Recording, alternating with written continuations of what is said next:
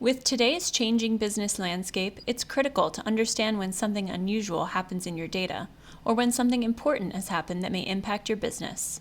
Outlier automatically finds and flags unexpected changes quickly so that you can focus on running your business. Outlier's automated business analysis platform delivers fast ROI and a payback period of merely 3 months based on leading analyst evaluations. To learn more, go to outlier.ai.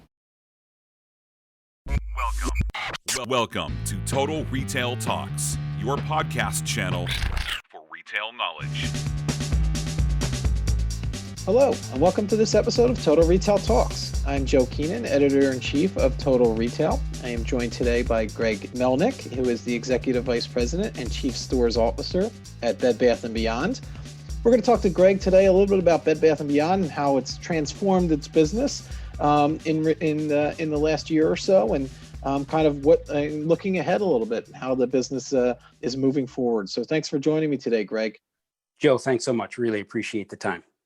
So as I noted, Bed Bath & Beyond has had to transform its business, not unlike many other retailers, as a result of, what's going on in our country and our world, really, with the COVID-19 pandemic.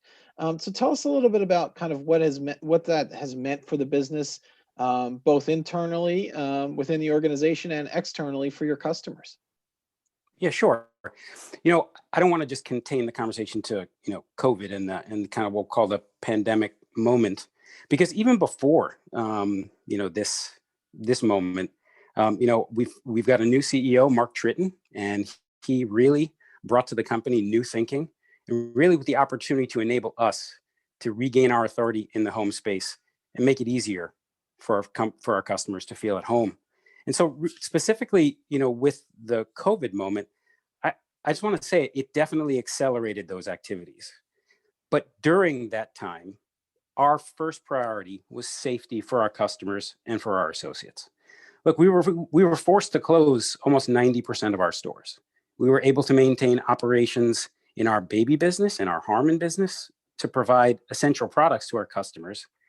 But then as we reopened the Bed Bath brand, we took a disciplined and safe approach to reopening. And we were always guided by state and local responsibilities, focusing on our associates, making sure that everybody, felt safe. But I think at the same time, this begins to speak to the transformation, because we were able to capitalize on our newly developed capabilities for buy online, pick up in store, as well as curbside. And so we really began our transformation and the beginning part through this Omni-Always lens, by bringing ease and convenience to our customers really at a time when they needed it. But that's really just kind of what happened through COVID. Beyond that, we have a wholesale transformation going on in the company. And fundamentally, all of this work has COVID has just accelerated all of the work that we've done to address many of the foundational elements in our business and capitalize on our strengths and opportunities. Just for starters, we welcomed an entirely new management team.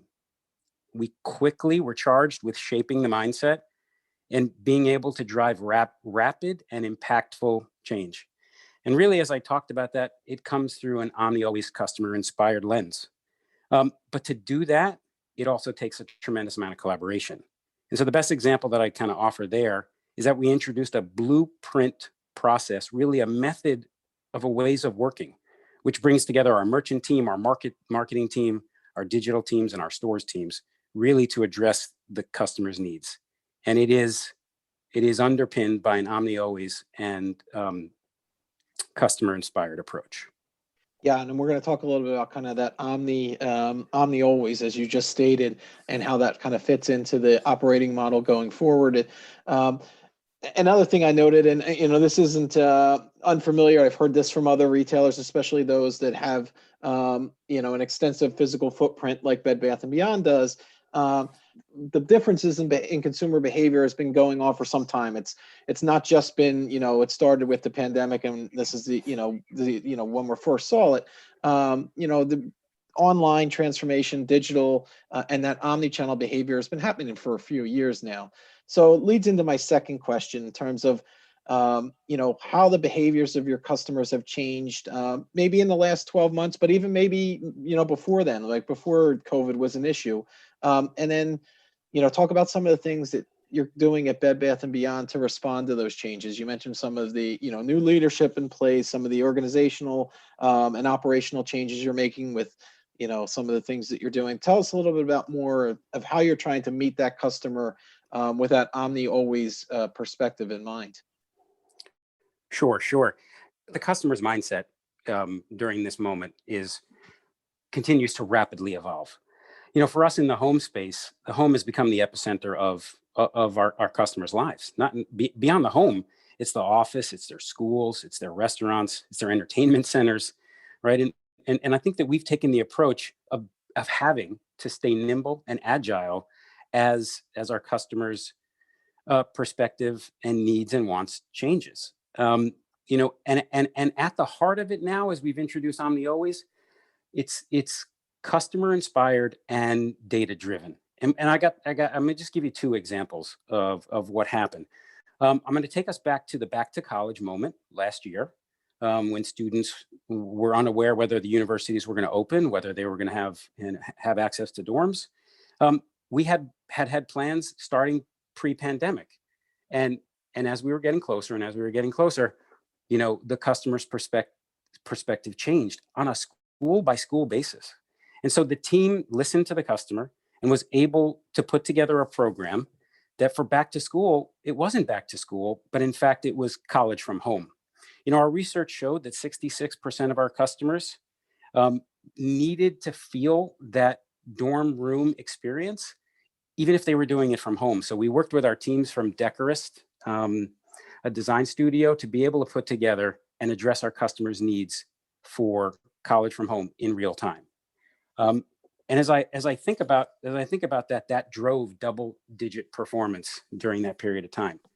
Fast forward a little bit more now to holiday, when kind of a similar momentum transpired. Our plans were laid out for holiday, as every other retailer was.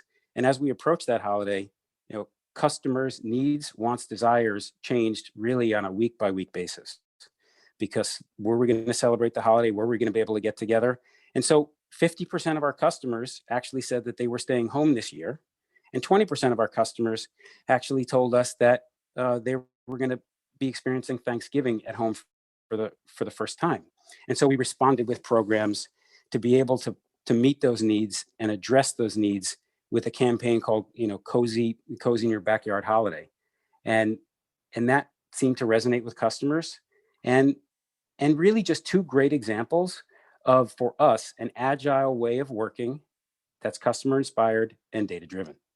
Yeah, those are great examples, Greg. And maybe you can, just as a follow-up to that, speak to the level of collaboration that's needed. Obviously, marketing, getting that messaging out, but the other parts of the organization that might have to work with marketing to kind of get that messaging out there and rethink your planning, whether it's your supply chain, your merchandising teams, your operations teams, your store staffs. Tell us a little bit about, kind of how that all comes together in such a short period of time. You've already got these plans laid out and we've had to change. Just talk us through that process a little bit. Yeah, that's really, really a great question. And especially for the evolution of our company transformation. The center of it is daily collaboration. We quickly stood up a team from all of the disciplines that you talked about: merchandising, marketing, stores, digital, supply chain, finance. Everybody got involved. We met on a daily basis, 7 days a week throughout the holiday, and changing our plans. And it was really a special time for the organization because we used data to inform our pivots. We then executed the pivots and created this weekly cadence that now has become the DNA of our organization. And that data, I would imagine your customer data, your product data as well, and you're collecting that through your digital operations, through your stores as well. Oh yeah. The best example of it is we're reviewing how certain products are selling in certain areas in the store on a real-time basis. We're connecting to the customer sentiment, and we're then trying to create pivots on a weekly basis that looks at data, product, as well as sales, as well as customer sentiment, packages that together and creates a pivot for us. And then we follow it and the process begins again. Yeah, that's a great way to kind of view this and the new way really of working in retail. So I'm going to move on and talk a little bit about, you mentioned kind of the role of the store and some of the things you've done at the store level, with buy online, pick up in store, some of the other things that you're doing. Tell us a little bit about how the role of the brick and mortar store may have changed for Bed Bath & Beyond this year, and kind of what you envision your stores looking like as we get further into this year and even beyond. Yeah. Thanks for that. A pivotal part of our transformation really is our view on the stores, and we view those stores as all of our stores as strategic assets. And I think we have to look at it from a few different lenses. First, we're able to to deliver faster, than other digital or online only players. Right. So for the customer, there's immediate ease and convenience. And as we use that lens as a strategic asset, we're also at the same time connecting through an omni-channel approach. We're not thinking about the stores as one channel. We're not thinking about our digital channel as another channel. We're actually taking an omni-channel approach and an omni-always view of the customer, because that's the way the customer views the business. About 80% of our customers start their journey online. And in addition, 95% of our customers and 95% of our sales are created within 25 miles of each one of our stores. So from that vantage point, it is critical that our stores are strategic assets and that it's our job to make it easy and convenient for our customers through as many services as we can: buy online, pick up in store, curbside, same day delivery. And then in addition, utilizing the back of our stores as mini fulfillment centers to be able to bring product to her if she orders it digitally, as quick as we can. And as evidence of that, 36% of our digital orders were fulfilled either through the front door through buy online, pick up in store and curbside, or the back door through ship to home. That's 36% of our digital orders in the last quarter.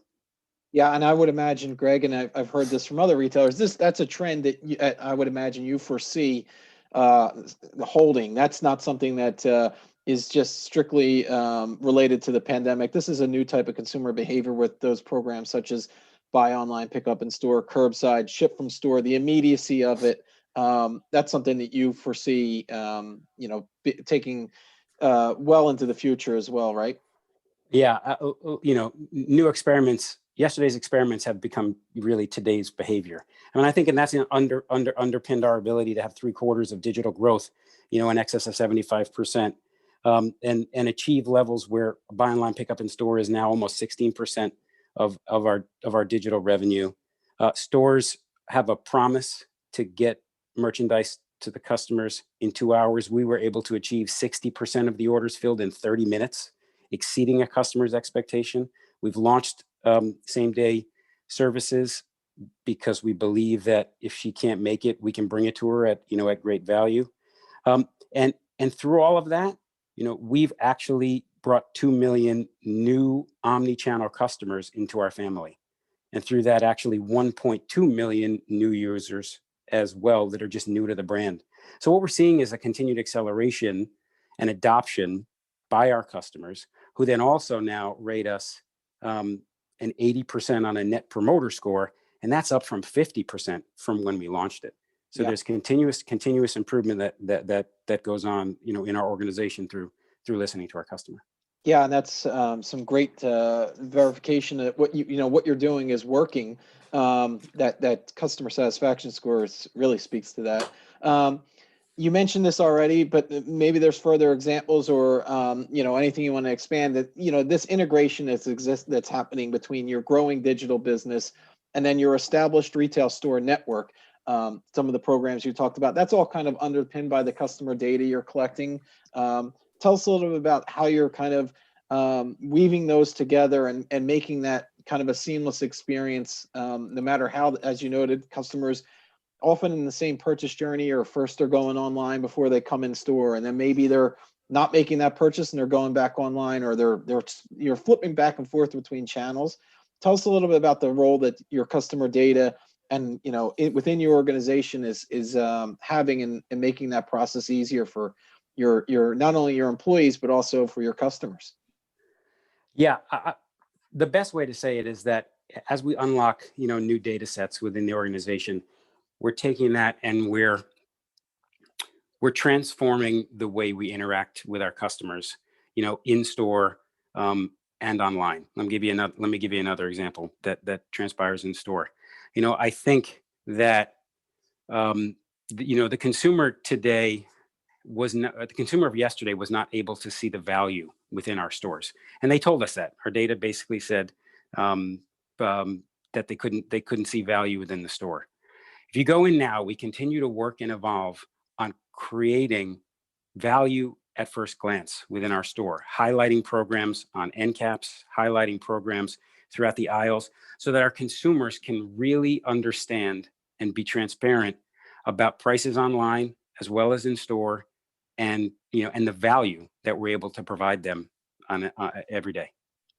So one of the, kind of a follow up there, Gregg, in terms of the store, and specifically internally, as chief stores officer, I would imagine the role of your store associate, your store staff, your managers, that's probably shifted a little bit. They've probably gotten some new responsibilities as you begin to fulfill, some of these digital orders from front of the store, or back of the store.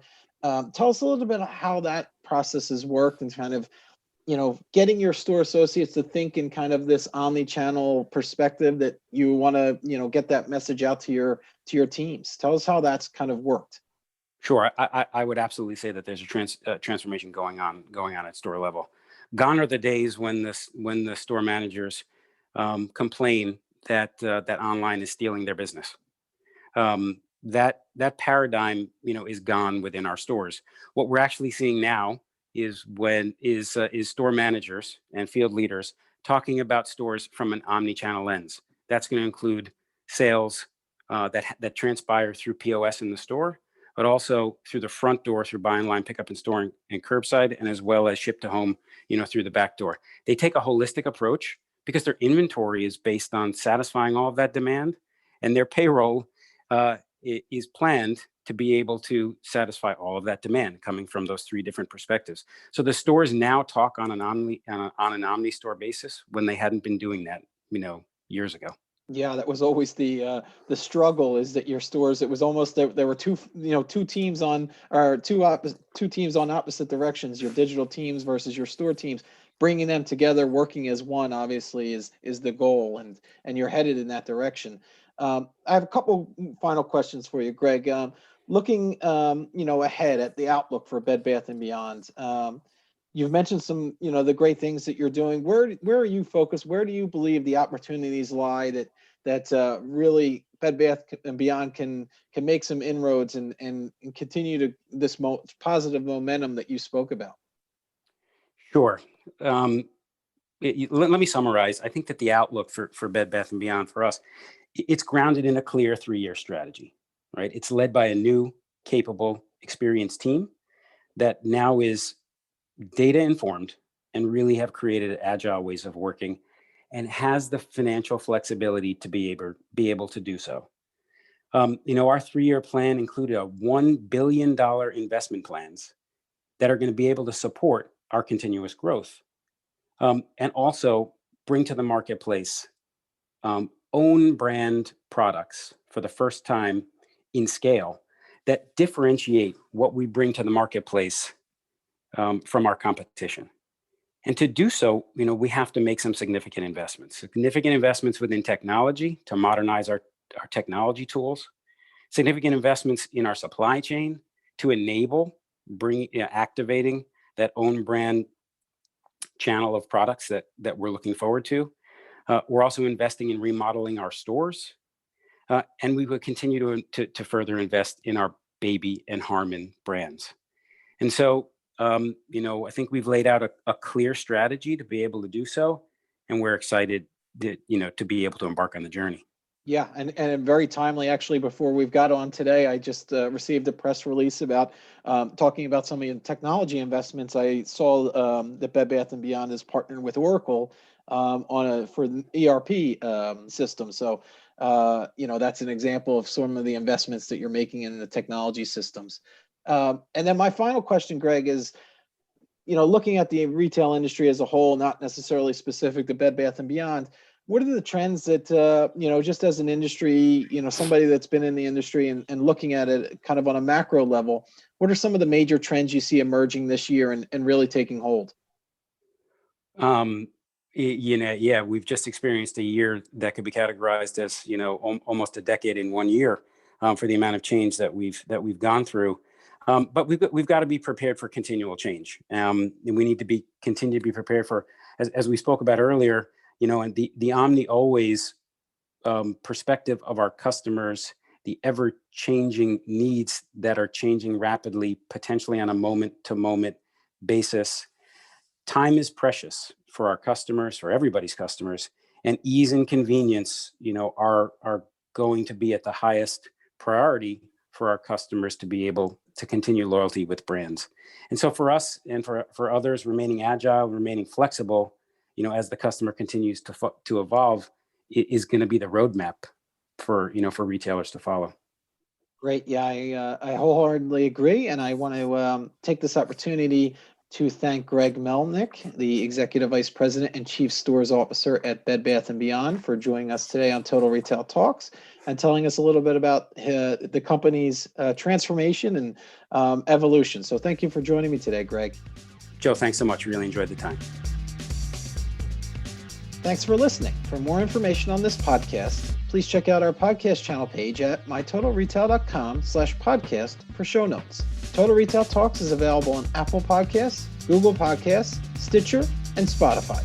Make sure to subscribe on our podcast channel page as well. If you've enjoyed this episode, please take a few moments to rate and review this podcast. Thanks, and until next time, this has been Total Retail Talks.